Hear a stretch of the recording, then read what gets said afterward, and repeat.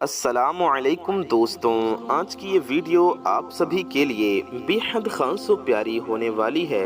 کیونکہ آج کی اس ویڈیو میں ہم آپ کے لیے ایک ایسا خاص اور پاورفل وظیفہ لے کر آئے ہیں۔ پیارے دوستوں، اس پیارے سے پاورفل وظیفے کی برکت سے آپ سب کی ہر نیک و جائز حاجتیں پوری ہو جائیں گی، ہر نیک و جائز مرادیں پوری ہو جائیں گی، آپ سب کی ہر نیک و جائز دعائیں قبول ہوں گی۔ آج میں آپ کو ایک ایسے انمول وظیفے کے بارے میں بتاؤں گا۔ اس وظیفے کو کرنے کے بعد آپ سب کی دلوں کی تمام تمنائیں پوری ہو جائیں گی۔ میرے پیارے دوستوں، میری ماؤں بہنوں،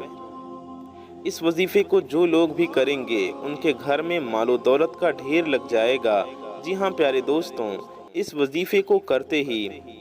دولت آئے گی، پیسے آئیں گے، ہر طرح کی حاجتیں پوری ہو جائیں گی اور آپ کی مرادیں حاصل ہو جائیں گی۔ پیارے دوستوں، میں آپ کو اس وظیفے کے اتنے زیادہ فائدے ہیں کہ میں ہر فائدہ بتا ہی نہیں سکتا۔ آپ پیارے دوستوں دل سے محسوس کریں گے، اس وظیفے کو کریں گے تو آپ خود دیکھیں گے کہ کیسے کرشمہ ہوگا، کیسے آپ کی گھر کی ہر ضرورت پوری ہوگی، کیسے آپ کی زندگی کی ہر پریشانی دور ہو جائے گی۔ میرے پیارے دوستوں، میری ماؤں بہنوں، دنیا کی آپ کی کوئی بھی حاجت ہو، چاہے آپ دولت چاہتے ہوں، محبت چاہتے ہوں، پریشانیوں سے نجات چاہتے ہوں، گھر میں خوشحالی چاہتے ہوں، روزی رزق میں برکت چاہتے ہوں، پیارے دوستوں، چاہے آپ مال و دولت حاصل کرنا چاہتے ہوں، پسند کی شادی کرنا چاہتے ہو، شادی کے لیے اچھا رشتہ چاہتے ہو، گھر میں خوشحالی چاہتے ہو، خیر و برکت چاہتے ہو، اولاد کی نعمت چاہتے ہو، میرے پیارے دوستوں، آپ کی کوئی بھی حاجت ہو، اس وظیفے کو کیجیے اور کمال دیکھیے۔ پیارے دوستوں،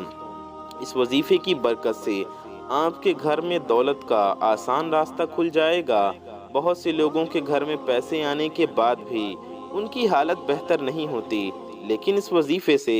جو دولت آئے گی وہ صرف روپے پیسوں کی نہیں ہوگی، بلکہ اس کے ساتھ سکون، برکت اور ہمیشہ بڑھنے والی دولت ہوگی۔ آپ کے کاروبار میں پیارے دوستوں اضافہ و زیادہ ہوتا ہے۔ آپ کے ہاتھ میں آنے والے پیسے ایسے لگیں گے جیسے کسی نے ان میں برکت بھر دیا ہو۔ چاہے آپ نوکری کرتے ہوں، چاہے آپ کا چھوٹا سا کاروبار ہو، چھوٹی سی دکان ہو، یا گھر میں کوئی بھی کام کرتے ہوں، پیارے دوستوں، اس وظیفے کی وجہ سے آپ کی کمائی کے راستے کھلنے لگیں گے۔ اچانک سے ایسے موقع ملیں گے جو پہلے سوچنا بھی ممکن نہیں تھا، یا پہلے آپ نے سوچا بھی نہیں تھا۔ کسی رشتہ دار سے مدد ملے گی، کسی دوست سے کام کا آفر آئے گا، یا پھر آپ کے دماغ میں ایسے آئیڈیاز آئیں گے جو پیسے کمانے کے نئے طریقے کھول دیں گے، یا آپ دیکھیں گے آپ کو غیبی طریقے سے رزق ملے گا اور مال و دولت آپ کے پاس ایسی جگہ سے آئے گی جہاں سے آپ نے کبھی سوچا نہیں ہوگا، جہاں سے آپ کا گمان بھی نہیں ہوگا، آپ کا تصور بھی نہیں ہوگا۔ پیارے دوستوں، اس وظیفے کی ایک بڑی خاصیت یہ ہے کہ اس وظیفے سے صرف پیسے نہیں آتے بلکہ ان کی حفاظت بھی ہوتی ہے۔ بہت سے لوگوں کے ساتھ ایسا ہوتا ہے کہ پیسے آتے ہیں لیکن جلدی خرچ ہو جاتے ہیں، یا وہ کسی مصیبت میں لگ جاتے ہیں، لیکن اس عمل کے بعد آپ کے پیسے میں ایسی برکت آئے گی کہ چھوٹے سے اماؤنٹ سے بھی بڑے سے کام ہو جائیں گے۔ گھر کا خرچہ آسانی سے چلے گا، بچوں کی فیس، گھر کا کرایہ، دوائیاں اور روزمرہ کی ضروریات بنا کسی ٹینشن کے پوری ہو جائیں گے انشاءاللہ۔ آپ کو لگے گا کہ پیسے خرچ ہونے کے باوجود بھی ان کی کمی محسوس نہیں ہوتی۔ یہ برکت صرف اس وظیفے سے، یہ برکت اس وظیفے کی بہت بڑی نشانی ہے۔ پیارے دوستوں، آپ کی ہزاروں حاجتیں پوری ہوں گی۔ ہر انسان کی کچھ نہ کچھ حاجتیں ہوتی ہیں، کسی کو گھر کی ضرورتیں ہوتی ہیں، کسی کو شادی کی، کسی کو کاروبار شروع کرنے کے لیے پیسوں کی، کسی کو بیماری سے شفا یابی کی، کسی کا کاروبار نہیں چل رہا ہوتا ہے، اسے ترقی اور برکت کی خواہش ہوتی ہے، کسی کو رشتہ داروں کے جھگڑے ختم ہونے کی۔ اس وظیفے سے آپ کی ہر جائز حاجت پوری ہونے لگے گی۔ آپ دل سے دعا مانگیں گے اور دیکھیں گے کہ وہ حاجت مسائل کیسے حل ہو جاتے ہیں۔ میرے پیارے دوستوں، اس وظیفے کو کرنے کا طریقہ بے حد آسان ہے۔ آپ کی ہر نیک و جائز حاجتیں پوری ہو جائیں گی، آپ کی تمام مرادیں پوری ہو جائیں گی، آپ کی تمام دعائیں قبول ہو جائیں گی، آپ کے گھر میں مال و دولت میں بے پناہ خیر و برکت ہوگی۔ جی ہاں میرے پیارے دوستوں، اس وظیفے کو آپ کو صرف سن لینا ہے۔ جی ہاں، آپ کو یہ وظیفہ پڑھنا نہیں ہے بلکہ صرف سن لینا ہے۔ پیارے دوستوں، اس وظیفے کو اگر آپ صرف سن لیں گے تو یہ وظیفہ ہو جائے گا، آپ کے گھر میں خوشحالی ہوگی، آپ کے پاس مال و دولت آئے گی۔ اگر آپ سن بھی نہیں سکتے تو اپنے گھر میں، دکان میں، مکان میں یا جہاں بھی آپ رہتے ہوں، اپنے کمرے میں یا اس جگہ پر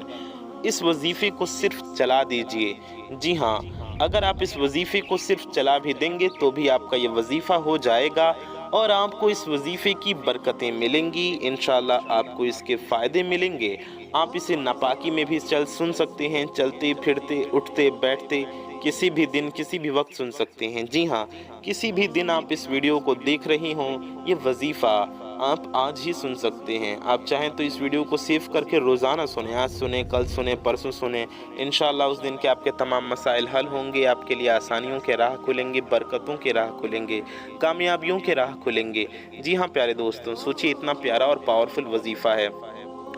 پیارے دوستوں، اللہ تعالیٰ سے دعا ہے اللہ تعالیٰ ہمارے گناہوں خطاؤں کو معاف فرمائے، ہم سب کی روزی میں، رزق میں، علم میں، عمل میں، صحت میں، عمر میں خوب برکتیں عطا فرمائے، ہم سب کے گھروں میں خوشحالی عطا فرمائے، ہم سب کے روزی رزق میں بے پناہ برکتیں عطا فرمائے، ہمارا ایمان پہ خاتمہ نصیب فرمائے۔ پیارے نبی صلی اللہ علیہ وسلم کے صدقے میں ہم گناہگاروں کی نیک و جائز دعا اپنی بارگاہ میں قبول و مقبول فرمائے۔ آمین ثم آمین۔ پیارے دوستوں، کومنٹ باکس میں آمین ضرور لکھیے، کیا پتہ کس کی زبان سے نکلا آمین کب قبول ہو جائے۔ آئیے ویڈیو میں آگے بڑھتے ہیں، اس وظیفے کی طرف بڑھتے ہیں اور اس پیارے سے پاورفل وظیفے کو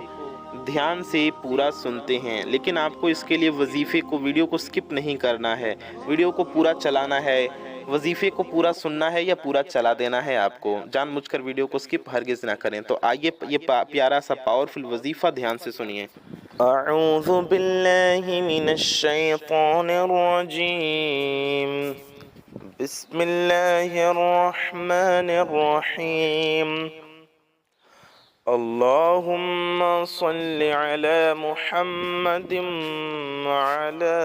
آل محمد کما صلیت علی ابراہیم وعلى آل إبراهيم إنك حميد مجيد، اللهم بارك على محمد كما باركت على إبراهيم وعلى آل إبراهيم إنك حميد مجيد۔ أعوذ بالله من الشيطان الرجيم، بسم الله الرحمن الرحيم، الحمد لله رب العالمين، الرحمن الرحيم، مالك يوم الدين، إياك نعبد وإياك نستعين، اهدنا الصراط المستقيم، صراط الذين أنعمت عليهم غير المغضوب عليهم ولا الضالين،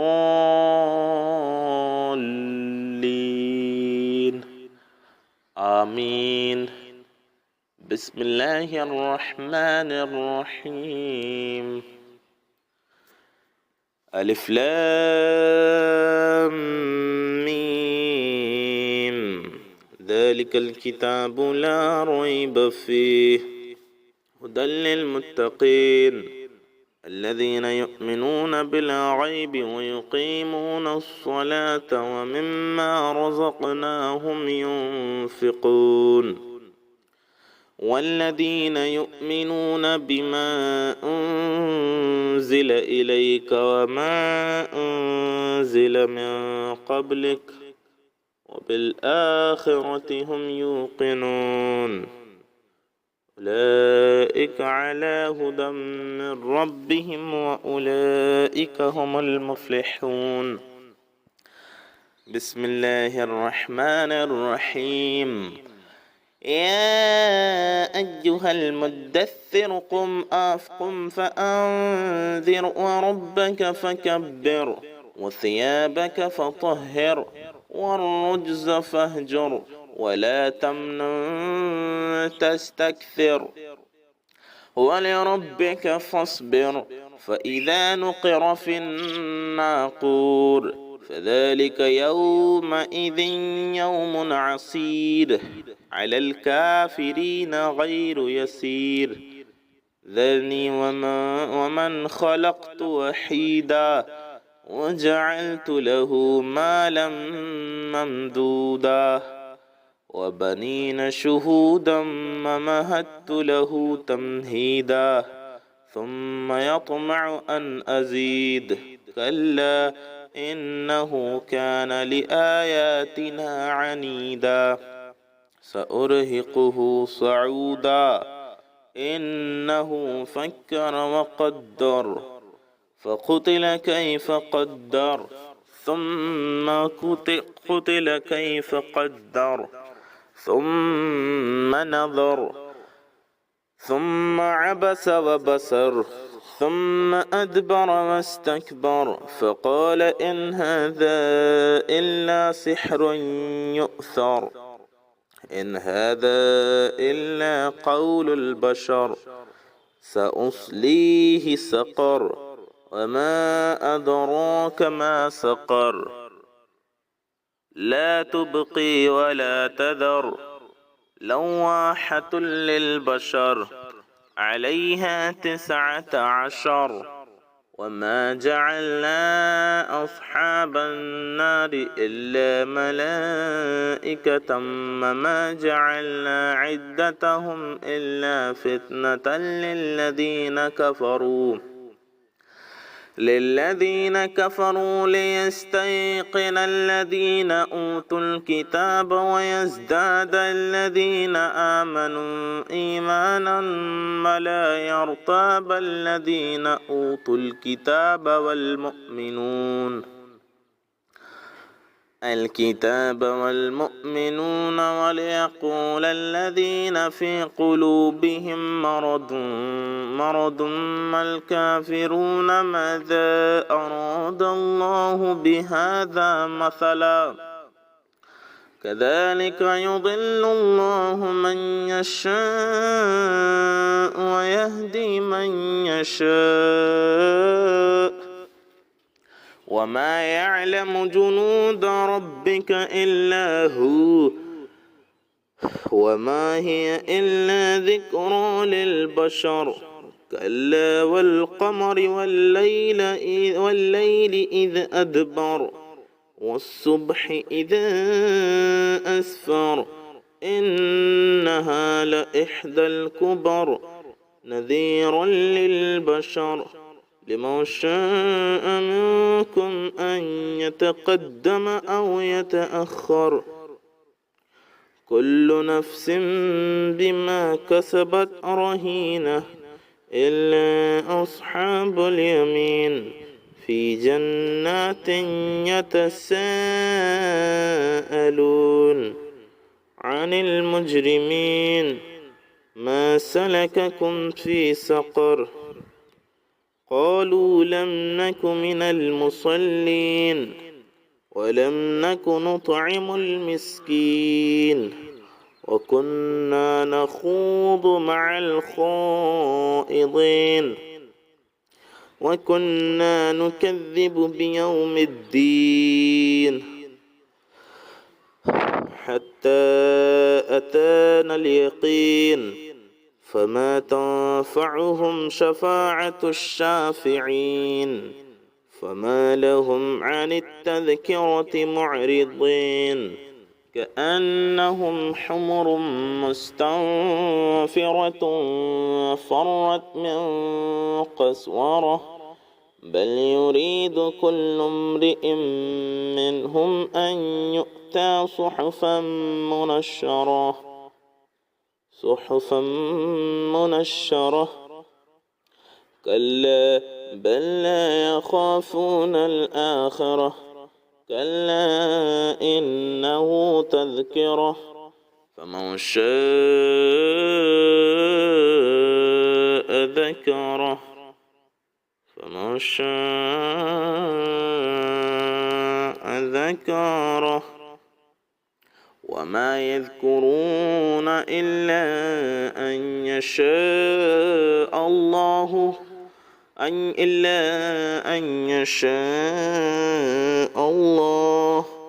وأهل التقوى وأهل المغفرة. بسم الله الرحمن الرحيم. لا أقسم بيوم القيامة ولا أقسم بالنفس اللوامة أيحسب الإنسان أن لن نجمع عظامه بلى قادرين على أن نسوي بنانه بل يريد الإنسان ليفجر أمامه يسأل أيان يقوم القيامة فإذا برق البصر وخسف القمر وجمع الشمس والقمر يقول الإنسان يومئذ أين المفر كلا لا وزر إلى ربك يومئذ المستقر ينبأ الإنسان يومئذ بما قدم وأخر بل الإنسان على نفسه بصيرة ولو ألقى معاذيره لا تحرك به لسانك لتعجل به إن علينا جمعه وقرآنه فإذا قرأناه فاتبع قرآنه ثم إن علينا بيانه كلا بل تحبون العاجلة وتذكرون الآخرة وجوه يومئذ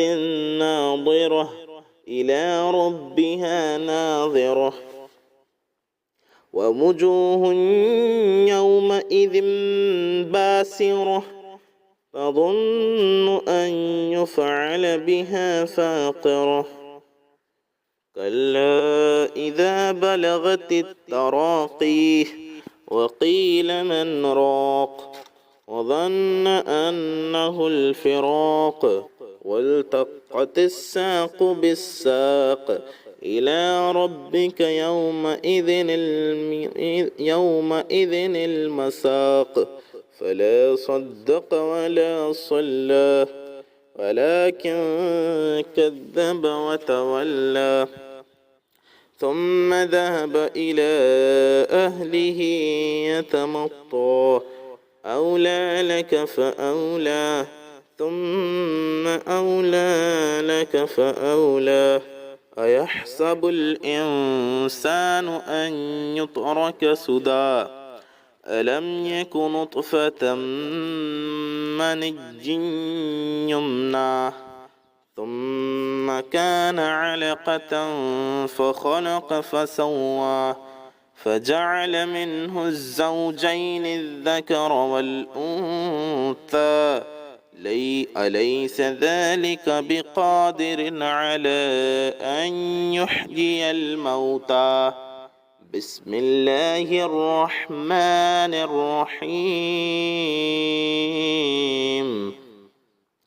هل أتى على الإنسان حين من الدهر لم يكن شيئا مذكورا إنا خلقنا الإنسان من نطفة أمشاج نبتليه فجعلناه سميعا بصيرا إنا هديناه السبيل إما شاكرا وإما كفورا إنا وأعتدنا للكافرين سلاسل وأغلالا مسعيرا إن الأبرار يشربون من كأس كان مزاجها كافورا عينا يشرب بها عباد الله يفجرونها تفجيرا يوفون بالنذر ويخافون يوما كان شره مستطيرا ويطعمون الطعام على حبه مسكينا ويتيما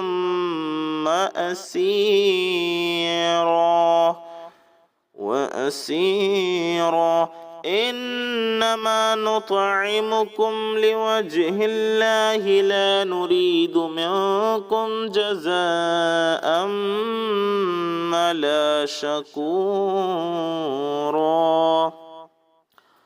ولا شكورا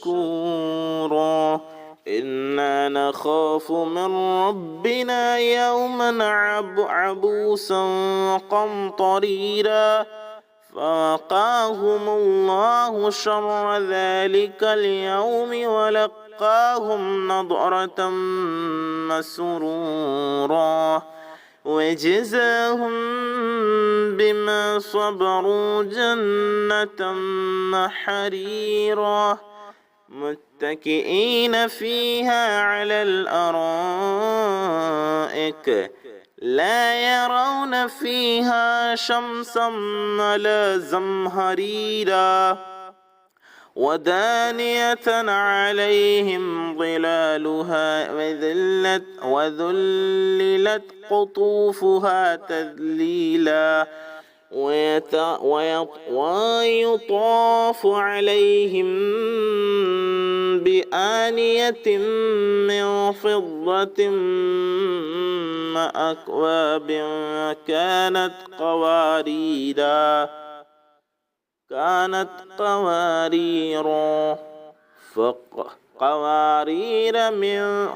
كانت قوارير من فضة قدروها تقديرا ويسقون فيها كأسا كان مزاجها زنجبيلا عينا فيها تسمى سلسبيلا ويطوف عليهم ولدان مخلدون إذ رأيتهم حسبتهم لؤلؤا منثورا وإذا رأيت ثم رأيت نعيما وملكا كبيرا عاليهم ثياب سندس خضر واستبرق وحلوا أساور من فضة وسقاهم ربهم شرابا طهورا إن هذا كان لكم جزاء وكان سعيكم مشكورا إنا نحن نزلنا عليك القرآن تنزيلا فاصبر لحكم ربك ولا تطع منهم آثما أو كفورا واذكر اسم ربك بكرة وأصيلا ومن الليل فاسجد له وسبحه ليلا طويلا إن هؤلاء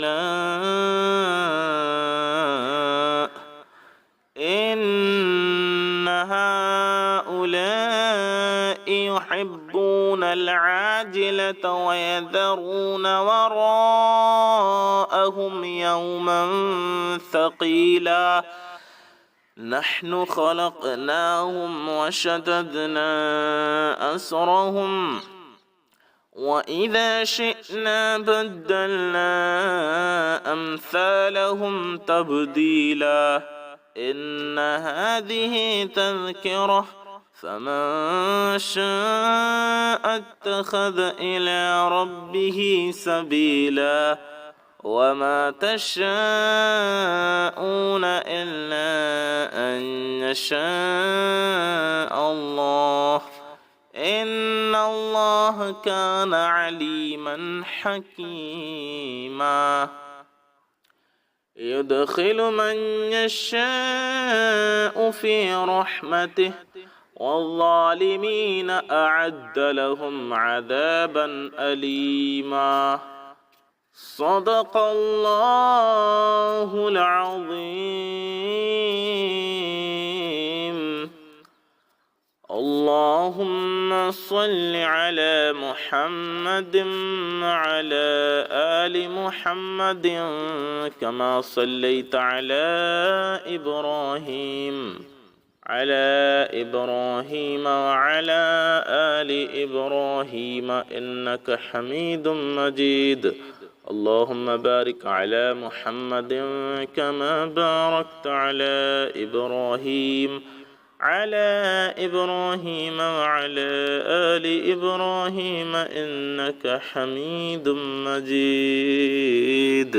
میرے پیارے دوستوں، میرے بھائیوں، میری ماؤں بہنوں، آپ میں سے جتنے بھی لوگوں نے اس پیارے سے پاورفل وظیفے کو یہاں تک پورا سن لیا ہے یا پھر اپنے گھر میں، دکان میں، مکان میں، کمرے میں یا جہاں بھی آپ رہتے ہوں وہاں آپ نے اس وظیفے کو چلا دیا ہے تو مبارک ہو، آپ کا وظیفہ ہو گیا۔ انشاءاللہ آپ کو اس وظیفے کی برکتیں ملیں گی، فائدے ملیں گے، آپ کے گھر سے، دکان و مکان سے بے برکتی دور ہو جائے گی، آپ کی نیک و جائز حاجتیں، مرادیں پوری ہوں گی، آپ کے جائز مقاصد پورے ہوں گے انشاءاللہ تعالی، آپ کے گھر میں بے شمار مال و دولت آئے گی انشاءاللہ تعالی، آپ کی پریشانیاں، مشکلیں، تکلیفیں دور ہو جائیں گی، آپ کے دل کی مرادیں، تمنائیں پوری ہوں گی انشاءاللہ، آپ کے ہر مقصد پورے ہوں گے۔ اپنا اور اپنے چاہنے والوں کا بہت زیادہ خیال رکھیے، چینل کو سبسکرائب کر لیجئے، ویڈیو کو لائک کر دیجئے۔ السلام علیکم، اللہ حافظ۔